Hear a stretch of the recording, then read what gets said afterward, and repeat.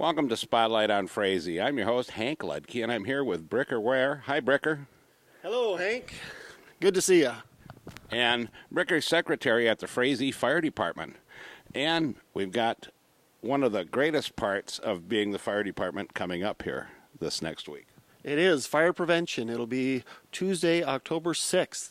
We'll be having the elementary kids coming down here to the fire hall and just going over fire safety.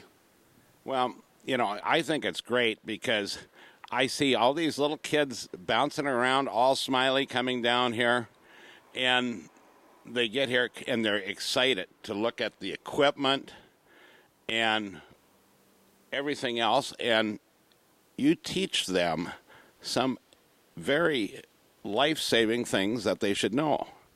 We do. It's a lot of fun going over stop, drop, and roll, 911. They get to shoot a fire hose, so they enjoy that. But besides the Frazee Fire Department, we also have Wolf Lake usually sends one or two firefighters over, and also Vergus. I mean, so it's kind of the surrounding, the school district. You know, we cover Frazee, Vergus, and Wolf Lake, so a little bit everybody comes here to help us out and just let the kids know that there's certain things they can do to keep themselves safe. Now, and when you're dealing with this, what age group is this that you're dealing with now? We'll start with some preschool kids and go up to 6th grade. All right. You know, and these kids, they're very impressionable at this age, you know, so something like the big Kenworth here behind us is a big thing to them. It is. It's fun when they get to see the equipment, be able to walk through these fire trucks and just see all the equipment, be able to pick up some of the heavy equipment and realize how heavy it is. And some of the teachers, I think they're more impressed because they understand what we're actually carrying when we've got the air packs on and dragging a hose through a house, that I guess it's not all pretty like it is on TV when you see it, what they do on the TV shows. No, it's not when you're sitting there with your white shirts and your ties on, you know, with a nice backdrop behind you and nothing to worry about. Absolutely. And, of course, you know, being a volunteer fireman, you know, and this is not just, you know, a couple hours here, a couple hours there. You're on call all the time. We are. I mean, if you're an officer, you've got meetings Wednesday night, the first Wednesday of the month, regular meeting the second Wednesday, and then the third and fourth Wednesdays is going to be more training. And then if you want more training, there's always going to be sectional schools. We sent, I believe, 7 guys this year to Colorado for petroleum because of our train tracks in Frazee and how we can be better prepared to fight if we'd ever have a large incident with petroleum coming off the tracks. Yeah, that was down at Colorado Springs. Yes, yep.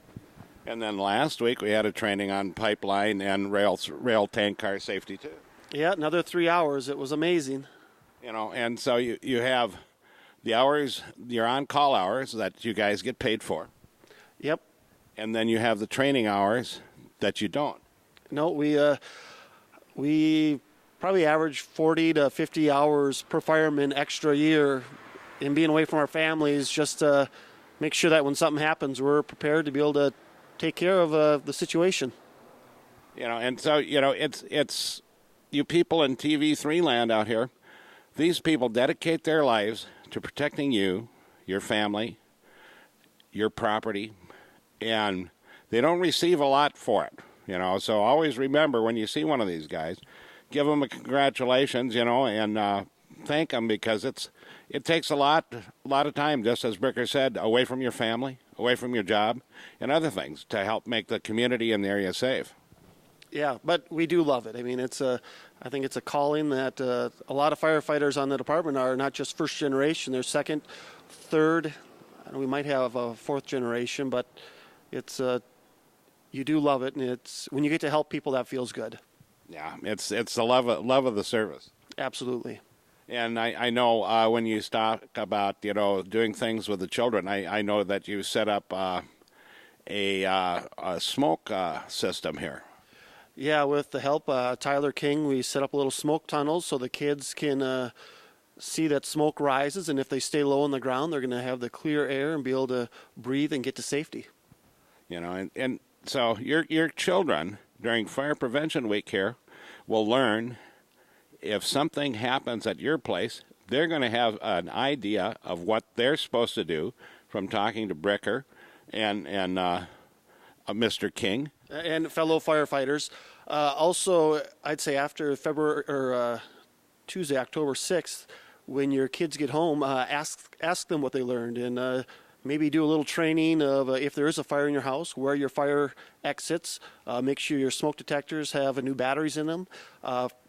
Make sure they know to go to the neighbor's house, so you've got a safe place to go, especially if it's in the winter, so you're warm, and be able to call 911 so we can get out there and take care of the fire.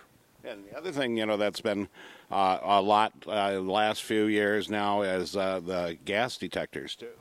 Yes. Never know when you have a propane leak or natural gas leak.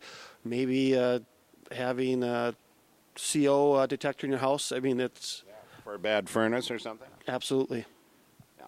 And, we look at... Some people think, you got a lot of equipment here, but... it seems like we never do have enough equipment for what the situation is, but we're working on it. Absolutely. I think we're pretty frugal here in Frazee for what we do for our equipment, and luckily we've got a great city council, and the townships support us, and also the community does when we do our pancake feed, our live auction, the demolition derby. They come out and support us so we can get the equipment we need to be able to do what we need to do safely. Well, and that's very important. So remember, support your fire department. Come to their pancake feeds. They got some of the best pancake feeds in the world. And I appreciate you being on the program, Bricker. Thanks for letting me be here. And I'm going to make a couple announcements here. October 1st, we have Becker County Special Waste collection at Daggett Parking Lot on the south end, 2 to 6 p.m., so keep that in mind. And this Sunday, October 4th, we've got the 19th Annual Oktoberfest at the Frazee Events Center. Music starts at noon, doors open at 11, $12 a person admission, cash bar, and cash for food. And we have all kinds of food. You name it, we got it. From pretzels to hot potatoes, German potato salad to turkey steaks. So come and see Leon Nelson and Chuck Thiel and the Jolly Ramblers.